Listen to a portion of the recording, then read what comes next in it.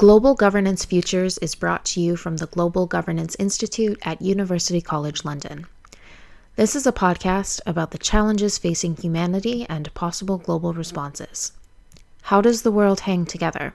What has gone wrong? And what has global governance got to do with it? To learn more, please visit ucl.ac.uk/global-governance. In today's podcast, we are joined by renowned scholar Deborah Avant to help us navigate the complex world of private military companies, their rise to prominence in the post-9/11 era, and their significance for understanding global security. Having recently completed a term as president of the International Studies Association, one of the oldest scholarly associations dedicated to understanding global affairs, we also inquire with Deborah about what it takes as students and global citizens to make sense of the world today, as individuals and as a collective. Deborah invites us to challenge the conventional wisdom, which all too often seeks an elusive certainty in an unpredictable world. Instead, she encourages open-ended inquiry and a willingness to be surprised.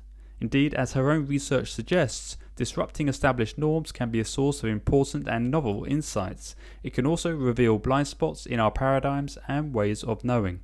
This industry has proliferated at great speed, and yet it still is seen as kind of outside the norm in security studies. And I would like it to be much more inside the norm, and for us to study variation in it, just as we study variation in military forces and in police forces. This is Imperfect Utopias or Bust Global Governance Futures. Professor Deborah Avant is a Sié Chéou-Kang Chair for International Security and Diplomacy at the Josef Korbel School of International Studies, University of Denver. Her research interests include global governance, security studies, and civil-military relations. We spoke with her in March 2024. Brilliant. Well, Debbie, it's really wonderful to have you here with us. I thought perhaps we'd kick off the conversation, perhaps drawing upon your experience recently as president of the International Studies Association, as someone who really has an eagle-eye view of what's happening across a very broad discipline. I was curious to ask, what is your verdict on the current state of global governance scholarship? What do you see as the most pressing real-world challenges that the global governance, international relations, academic community confronts? Wow. Well, I think it's been really interesting. I mean, I do it. Being president of ISA, especially at this particular moment where there's so much happening in the world, and people have such strong feelings about, what ought to happen and what the organization ought to do. Even before I assumed the presidency, when I was pre-president, there was a big debate about whether we should be making a statement, particularly about the Russian invasion of Ukraine. And those kinds of debates have continued through all the controversial events that have unfolded. And it's been interesting to try to manage what an academic association ought to do in the face of those kinds of things, particularly given the range of perspectives. And I think, if anything, the being president of ISA has really taught me that, you think there's just like an automatic response. We all have an automatic, almost visceral response to some of these kind of major events. And being able to see the different responses has made me much more humble, I guess, about thinking I have the right answer ever. And I think that when I think about the literature on global governance right now, I do feel like some of the work that I find the most promising, the most exciting, is actually work that is more attentive to what we don't know. That, in this really complex, rapidly unfolding world, sometimes our quest for certainty, which I think has been baked into the way we've constructed social science generally over the last 50 years, sometimes comes at a really great cost. And so I am when I think about the most promising avenues of inquiry, I think those that are trying to do what they can do to understand what's happening and provide options for moving forward, but without kind of leaking into that certainty or quest for certainty. I think that those are the sort of most promising ways. And I actually I ended up giving my ISA address last year exactly on this subject. It'll be out in June. Um, but you know, just about the way that centering uncertainty can help us really kind of hold certain tensions in ways that give us much more insight, I think, into both the probability of what might happen, but also the possibility for sort of different avenues out at any particular time. Yeah, I did come across your very interesting recent publication in International Affairs called The Ethics of Engaged Scholarship in a Complex World, which I really enjoyed and actually speaks to a theme we've been working with on this podcast in various conversations with both colleagues in the global governance community, but also with people outside in the fields of complexity science, for example, Dave Snowden, and even the poet and prose author Bayo Akamalafe, who are very interested in sort of complexity and unknowing and deep uncertainty.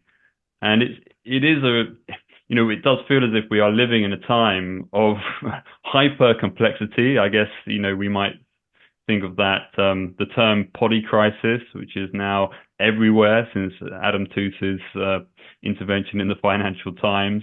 And so when it comes to sort of grappling with that uncertainty, I mean, your piece, you know, you're essentially saying that, you know, to a large extent, the discipline, our professional literatures, our methods training still kind of skews towards this idea that we can know the unknowable and that we are, I mean, the incentive is to pursue that as an epistemology. But you're suggesting that actually that could also open up potential risks and dangers in the current context.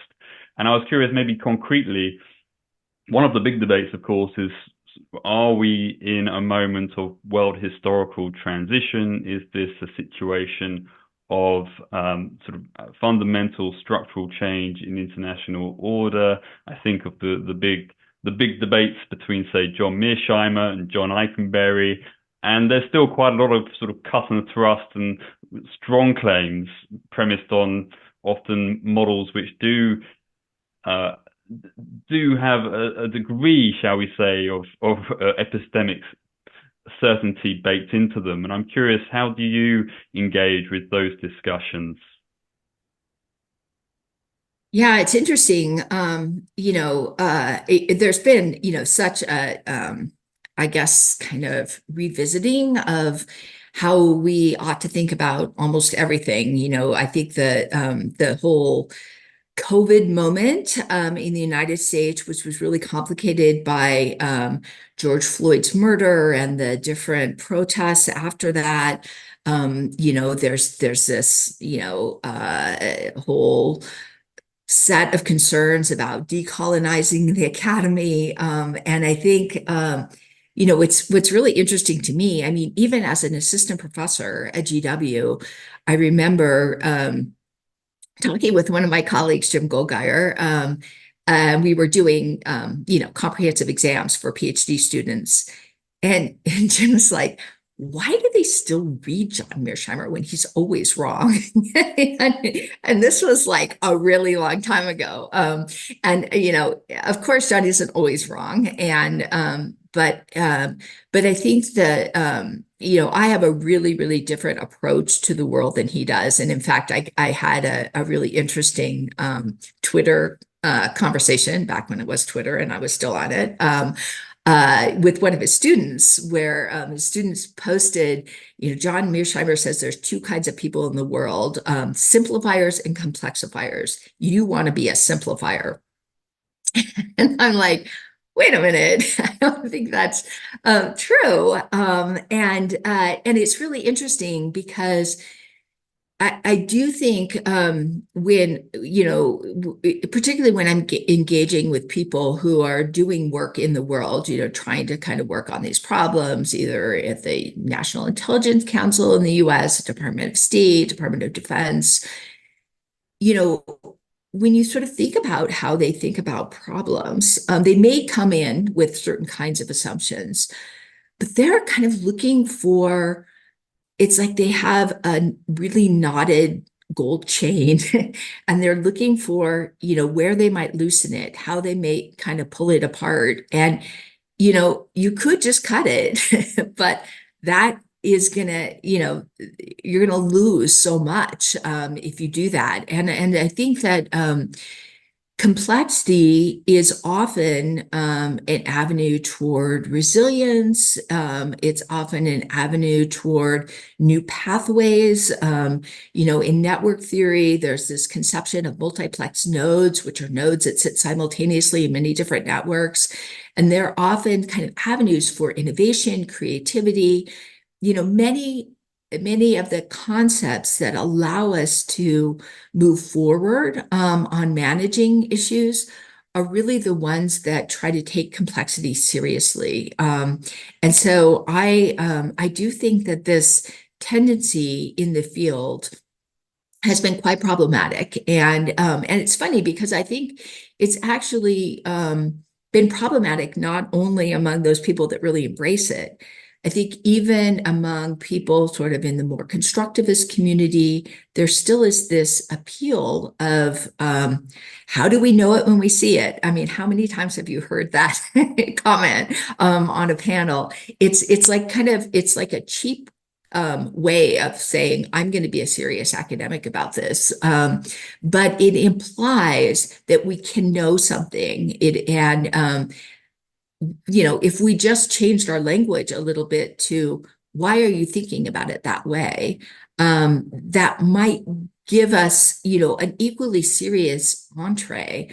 But instead of, having that undercurrent of certainty, it might allow us, I think, to a little bit more fluidity, which I think is certainly important now. And I think we are at a unique moment.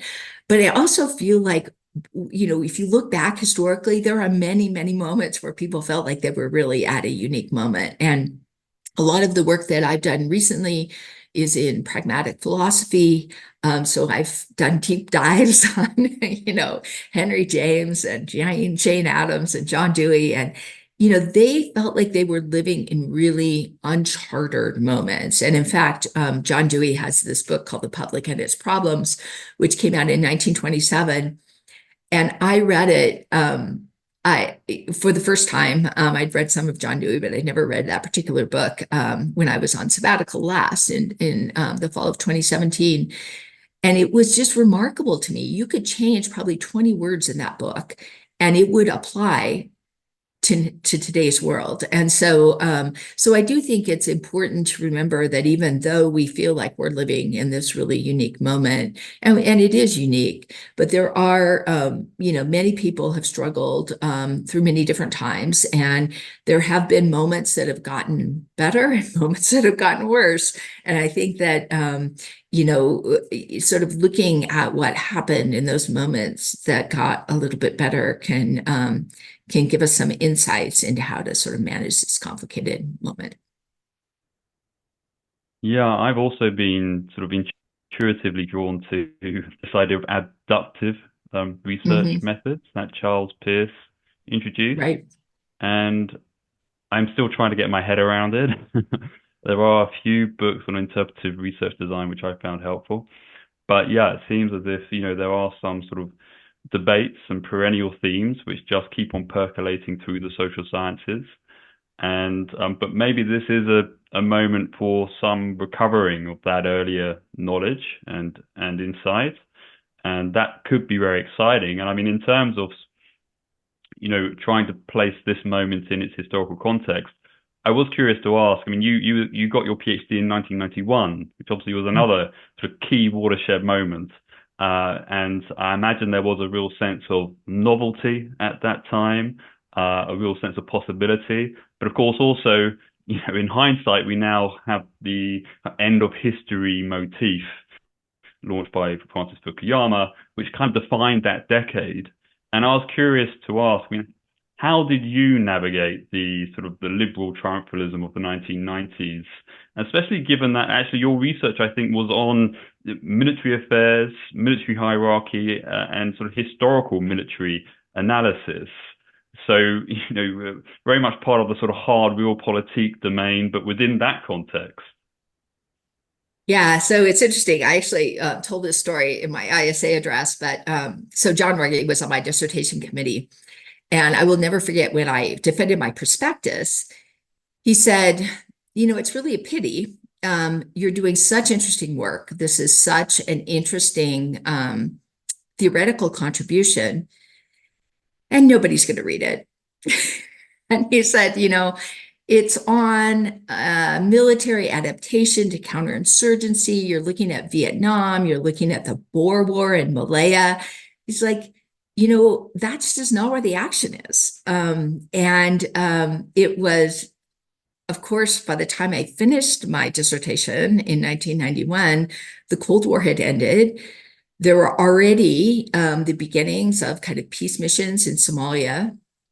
I actually had, this weird moment of, the end of the Cold War kind of spelled doom, really, for many of my colleagues that had really tried to take advantage of what was really in vogue at the moment. And for me, it was the opposite. It was like all of a sudden, like counterinsurgency seemed super relevant to the peace missions. And so my work, far from not being read, was probably read more because of that moment than John expected, which is funny to think about. But I do think, the larger question is that time, it did feel still like we were in a time where things could like march forward, and we were marching forward. There was progress. You had the sense that it could get better. And I remember at the end of the decade, during the Kosovo War, feeling like we're really kind of at a turning point. And it wasn't just me. I was living in Washington, D.C., and it was something that came out constantly when you talk to people, both in the academy and outside. And when I look back, I think we really were. Unfortunately, I think we turned in a somewhat problematic direction. But it did seem more like a decade of quite a lot of hope and agency. And I think that it was interesting because a lot of us wrote about that, in the decade to come. And by the time we were writing, there already, it wasn't a lack of agency, but the agency that was undertaken had sort of, I think, put us on a somewhat different path than we were in the 90s. That was really, really insightful. And thank you so much for this reflection on your career. And I kind of wanted to probe a little bit more into that. Just because, as I said, kind of my personal experiences with kind of studying wars, studying militarism, studying those very, let's say, masculinist categories kind of and areas. And I was just wondering if you have ever kind of reflected upon that, or if that's something that you have ever encountered in your career as kind of a woman in international relations, and just kind of by noticing that all of the names that we've mentioned so far have been mostly men. And as you said, like, you were entering this decade of hope and of agency. And I was wondering if that also kind of makes you reflect on maybe that decade of hope and agency will be also marked by more inclusivity and by more diversity when it comes to the voices within the discipline. So I just wanted to kind of ask about your thoughts on that. Right. Yeah, it was really interesting. I used to joke that in the 1990s, every conference I went to never had a line at the women's room, which was, there were literally two conferences in particular, one where I was the only woman, and one where I was one of two. The first one, I was the only woman, was at West Point. That was very early in my career, and it was, it was weird to be talking about, military doctrinal change with with a bunch of, officers and people who've studied security for a very long time. And I had a kind of odd entree. There wasn't really a security studies program at UCSD.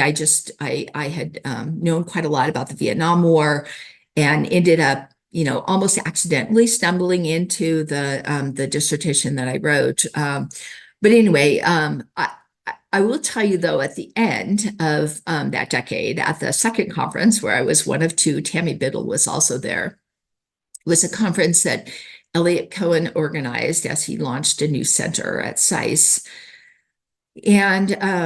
And I was on a panel with John Mearsheimer, and John was talking about what he had spent the whole decade talking about, which was that security studies was kind of the odd, person out in kind of IR theory, and that people were ignoring it, and that it was, it was in jeopardy of like losing its way, of becoming, sort of not a thing at all.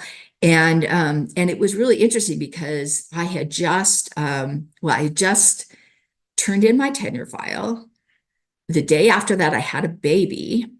And then I was at this conference maybe 3 weeks later. And at the same time that I turned in my tenure file and had a baby, I also took over the Security Policy Studies program at GW. So we had, I like talked about all of these kind of reformulations of the program, and I was incredibly excited about the possibility of security. And where John felt like embattled, like security was under siege, I felt completely opposite. I felt like because of all the different ways people were thinking about security, you could understand in a much deeper way the way that security interacted with all of these different enterprises, which I think is actually the key, because security never just, like, security threats aren't about security. They're about something else that became so tense that people, went to blows about it, and so I think that, so I saw quite a lot of promise where John saw quite a lot of threat. So it was a funny moment to be on that panel with him. And then it was especially funny because the decade had begun when I was on the job market, with John writing a bunch of memos. This is in the days before the internet, so you had to write memos and send them via snail mail, which he did, talking about how security was under siege. And he especially targeted UC San Diego, where I got my PhD. And he argued that they were the worst for being, like, theoretically kind of bound and not sort of thinking about the real world, and that he sent them all his best students and none of them got jobs. And so I felt like really nervous when I was on the job market that, people are going to read these memos and I was never going to get a job. And so it was very funny at the end of the decade to be in a situation where I was able to have this debate with John about where security was headed. And I feel like the broadening, the sort of debate over what security is has been really generative. And I think it's an ongoing struggle to keep the conversation open between different parts of the field. But one of the favorite things I did in my career actually was founding the Journal of Global Security Studies, that sort of endeavors to do just that. And I'm really kind of more hopeful about keeping that option open. But I'll say one more thing on this, which is in the 90s, I really saw, like, also an explosion of the number of women doing security studies. Beth Keir got her PhD the same time I did, and we're good friends. And, it seemed like there was just a growth. Nina Tannenwald, all of these different people were, working in the security field. And there was a growing number of women on editorial boards of security journals, et cetera. And then in the 2000s, you actually saw quite a lot of retrenchment. And over the course of my career, I feel like I've constantly seen that. And so I feel much less confident that we're ever going to get to a point where we'll just turn a page and it will be automatic. And I think that it's something that we'll probably be struggling with all along. And so anyway, I'm trying to do my best to sort of make space for the struggle. But I do feel like it's really important to have kind of different voices arguing, because those kinds of arguments are the ones that are really, I think, generative and useful. And that's kind of what I, endeavor to make space for. Yeah, no, I can definitely see that. It's what you said, that security is actually never only about security. It's about all of those different things. And then security can be used as a kind of framing device of seeing specific phenomena as a threat, in a sense. It was really fascinating to hear about that from you and kind of your personal journey. I was just a tiny follow-up on that. I was just wondering if you have any tips, any advice, anything for people that might not be considered like typical security scholars but want to enter into the field. How would you say they should kind of navigate those trenches of as you said, entrenchment of a particular approach, particular set of voices? If you have any, as I said, tips and tricks on that.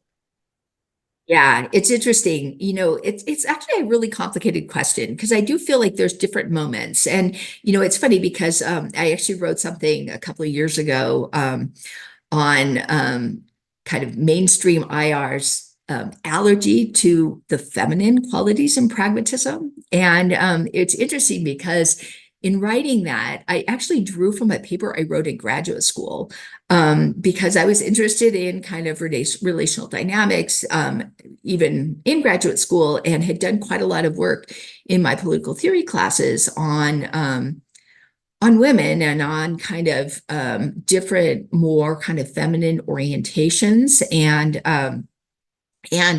it was interesting because I had advisors who kind of warned me not to go to the feminist ghetto. They used exactly those words. And I didn't. I listened to them. And I mean, sometimes when I meet junior scholars today, they seem so much more confident of themselves and their voice. And I admire that. And I think, gosh, I wish I would have been able to do that in some ways.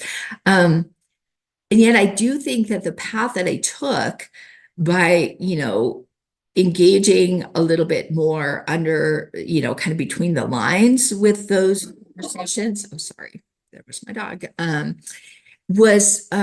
Was useful in the sense that people did take me relatively seriously. And I think it's easier for me to make the claims that I'm making now than it may have been when I was more junior. But that being said, I think we are at a different moment and people have made those claims. And I guess the thing that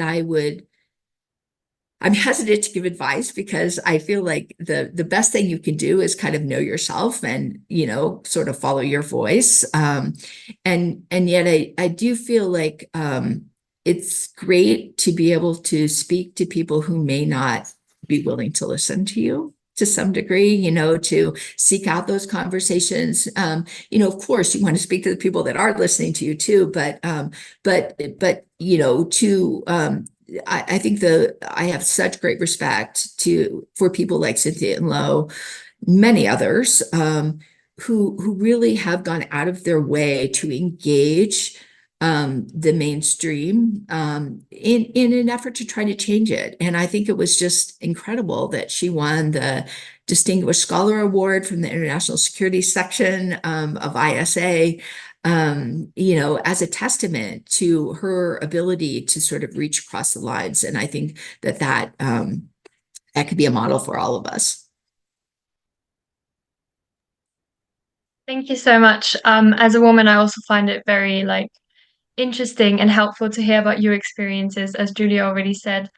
However, I also had some questions about other work you've done on private actors in IR, particularly private military companies and the complex governance that is kind of related to them.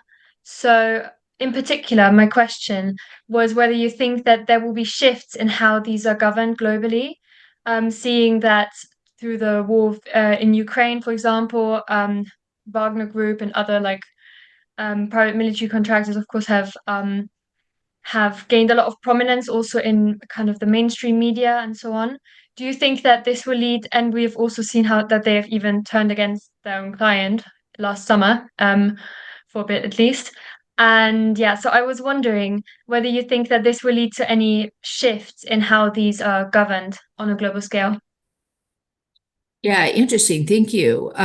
Yeah, I mean, it was a joke in the 1990s where people would say, well, my gosh, what about if a security company gets, sort of enough power that they sort of challenge the state?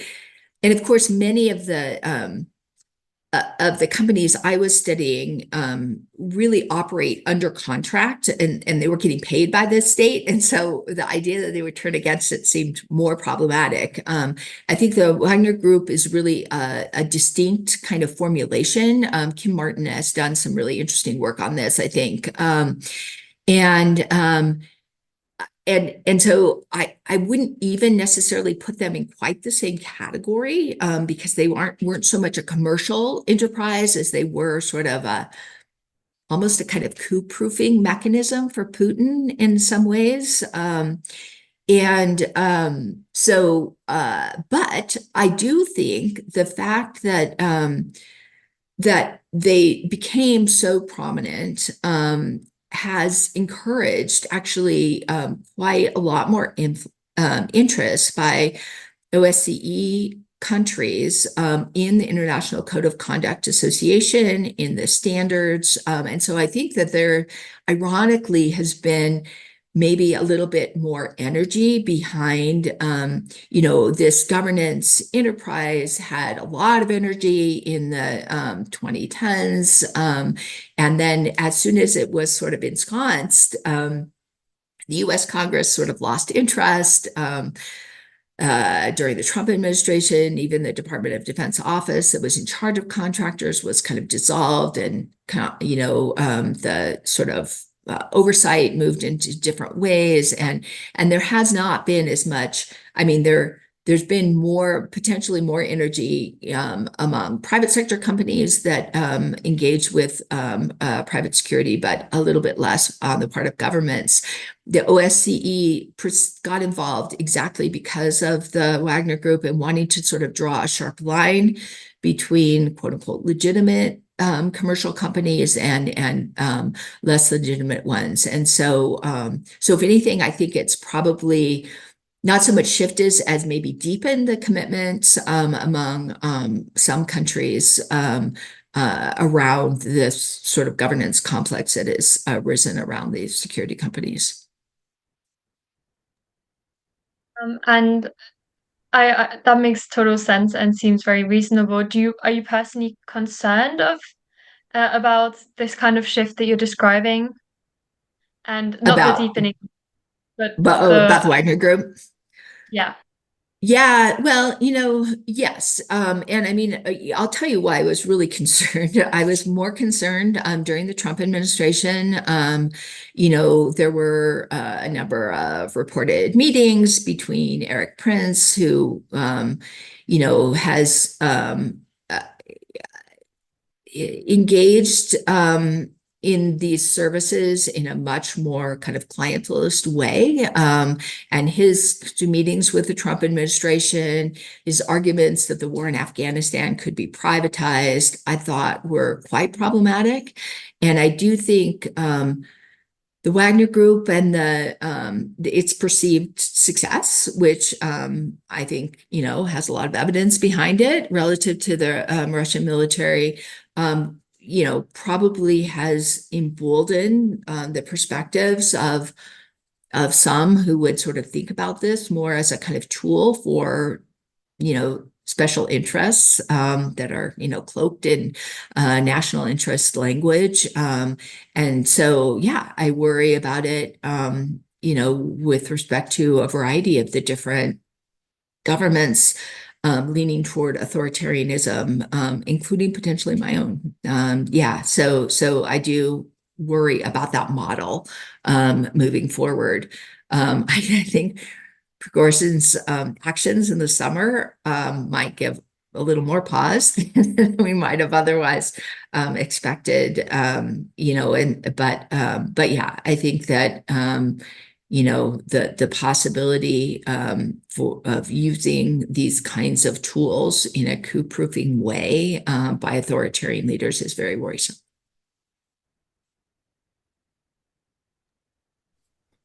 Hi, Deborah. I just wanted to stick with the topic of private military companies and build a little bit on Hannah's question as well.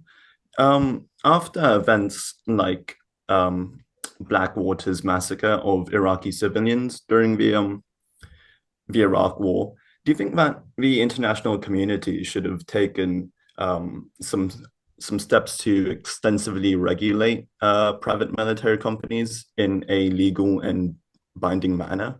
So, like, you can't use private military companies for state foreign policy objectives or to fill manpower deficits.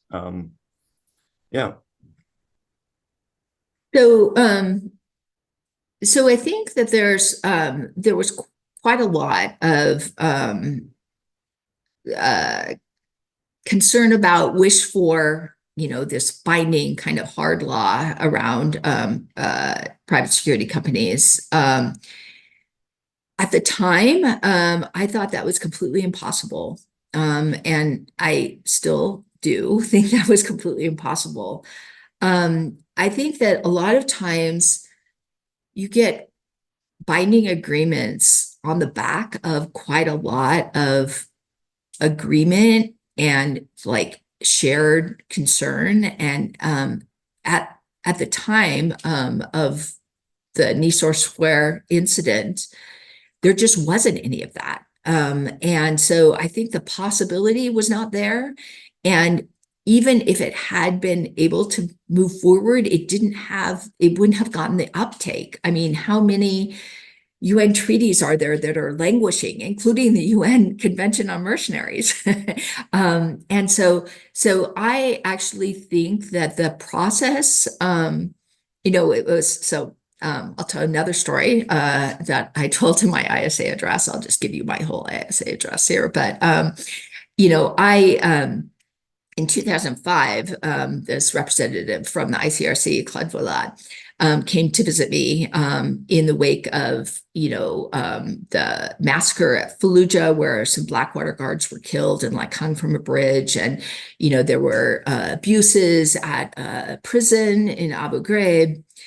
And he was like, what can we do? And he started going through all the possible international legal mechanisms.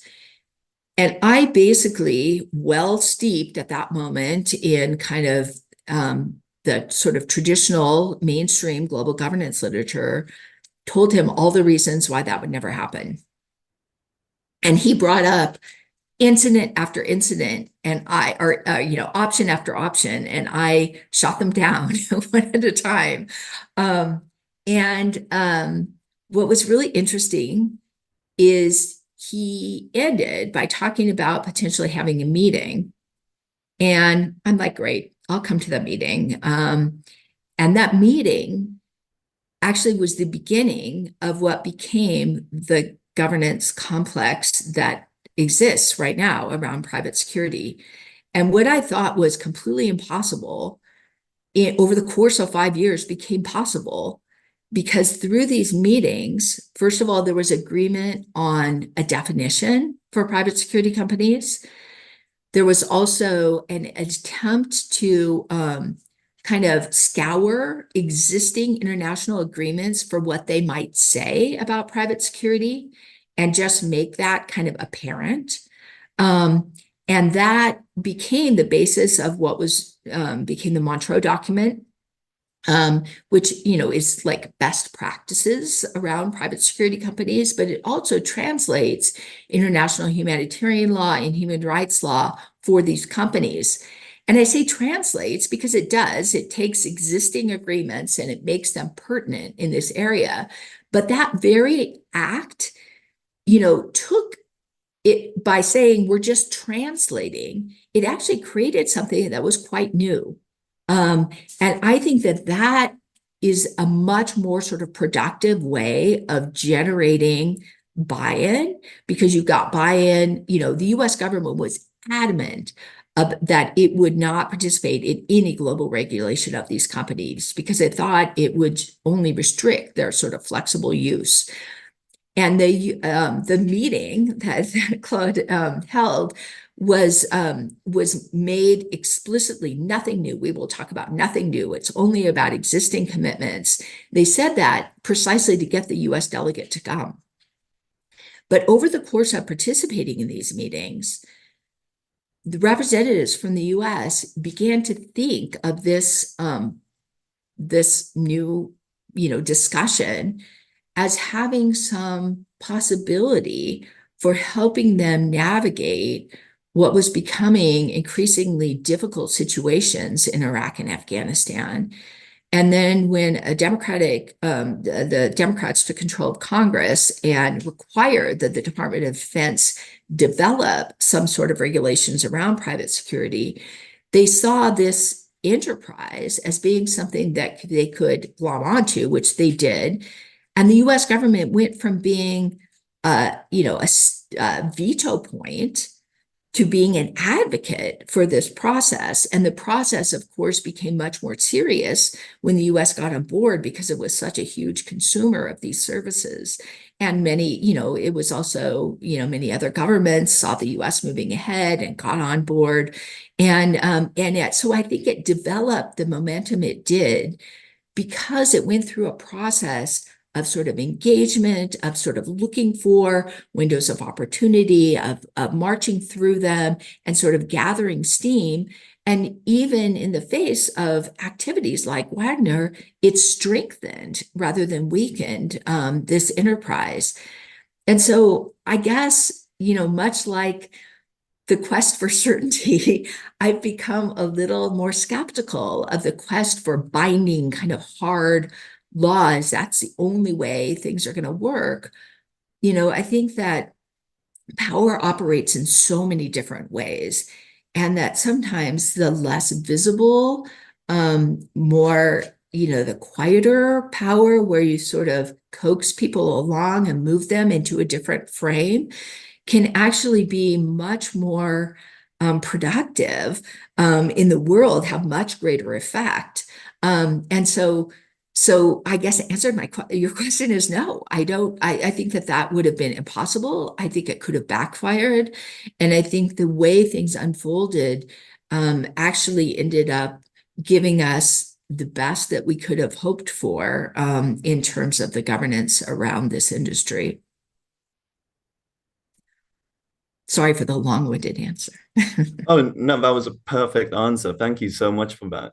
I just wanted to go back to something that you said earlier about a joke in the 90s where if PMCs had enough power to challenge states.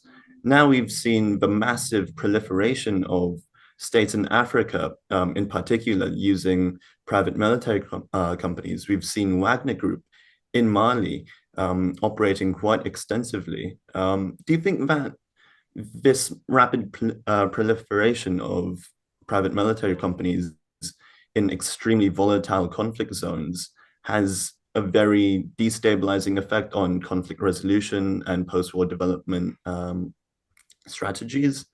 Because we haven't really seen anything like this before, and how they affect peace settlements and mediation. Could that be something that security studies looks into in the future? Absolutely. I mean, I think there should be much more investigation of these companies. And I would say it really depends on what they do. I think at the beginning of my work in this area, I sort of thought more about these companies in terms of what they were in an almost kind of essentialist frame.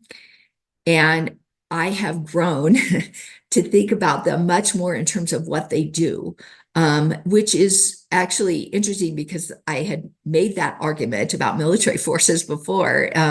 It's not what they are, it's what they do. And I do think that there's huge variety in this arena that we call private security, and sort of coming to terms with what that variety is really important. It was interesting because I have a number of students that are interested in working on private security, and one of them was actually interning with ICOCA, and she worked with me and a former graduate student of mine who helped me create this database on private military and security companies.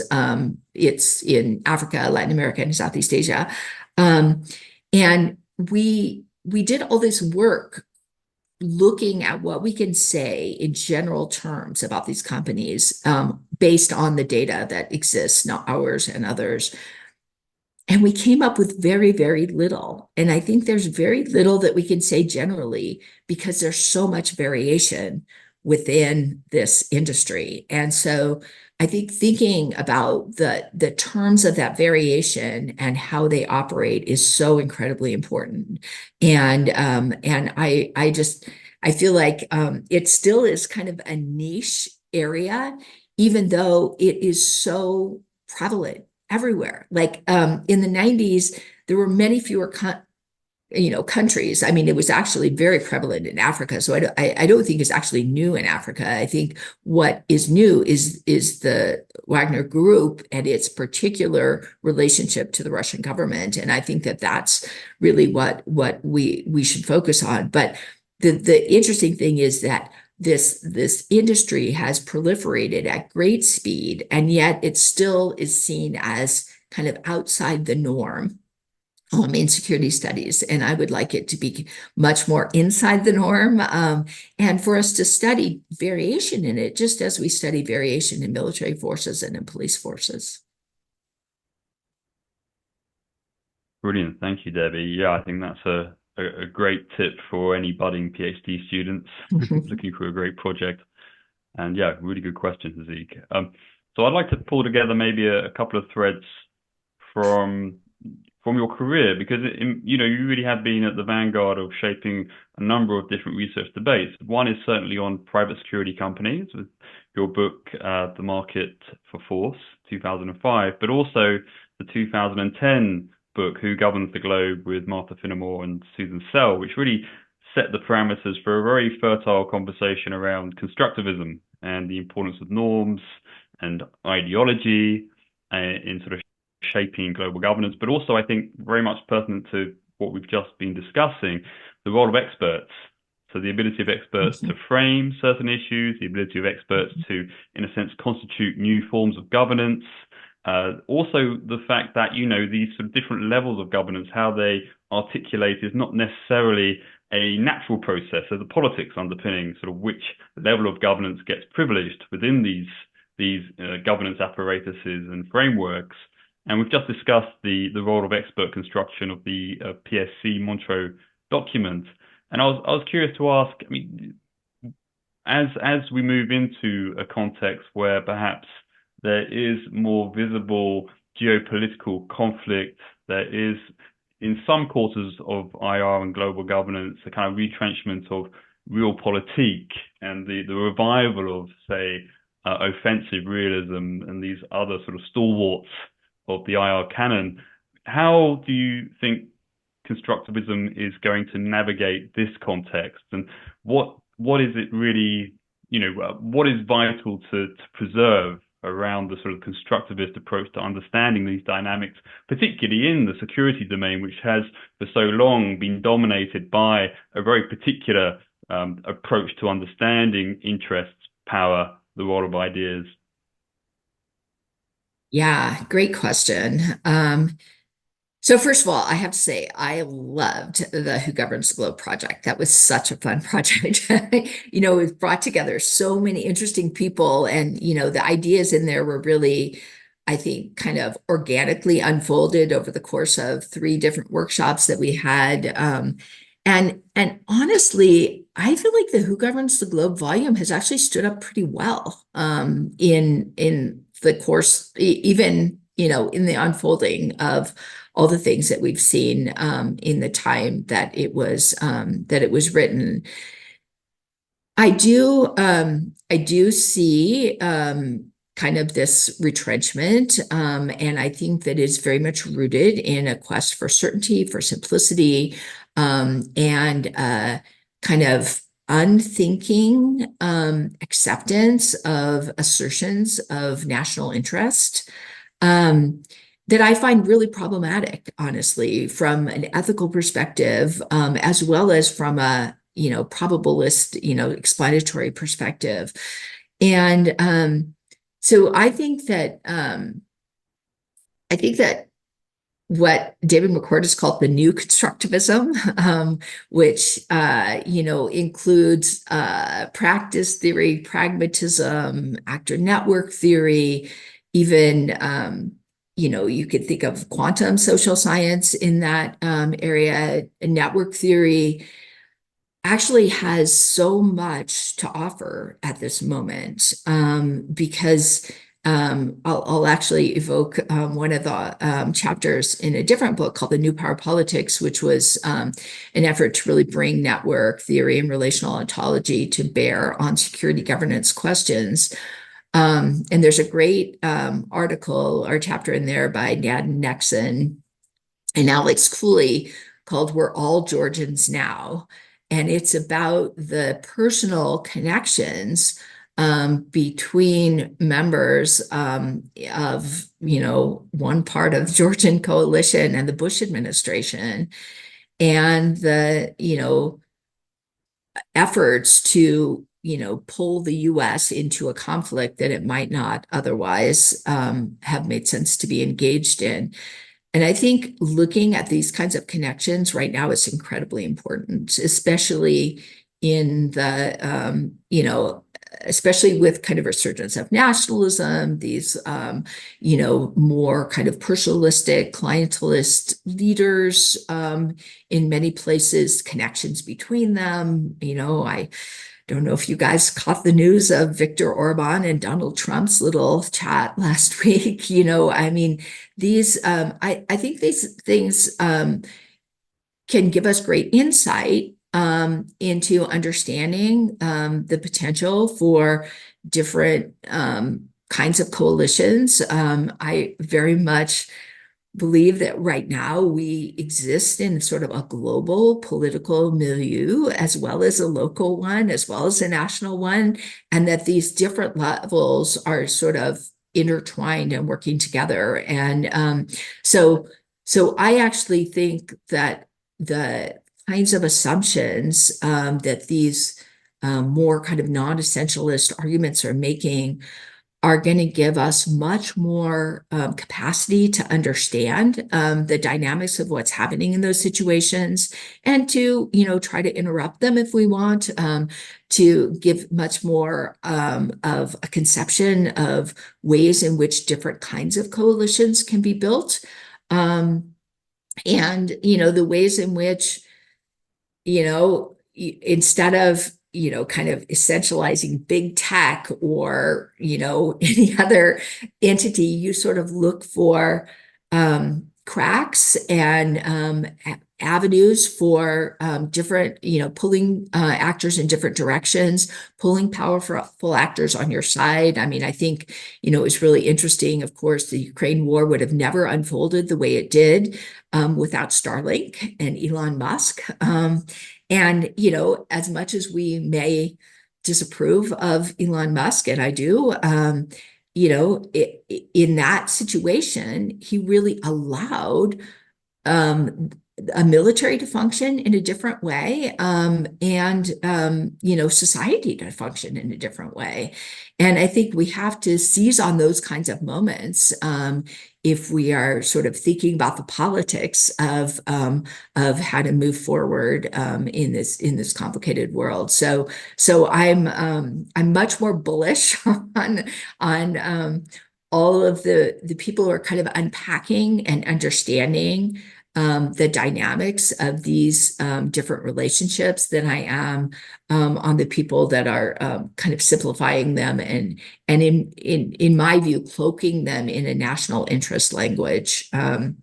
It's funny, the dean of the Korbel School when I came was Christopher Hill, who had been ambassador to Iraq. Actually, he moved from Baghdad to Denver, but he also worked with Richard Holbrooke quite a lot in the Balkans, in North Korea, and he now is ambassador to Serbia. And when he came back to Denver to visit during his confirmation hearings, he was saying he's not a very diplomatic diplomat.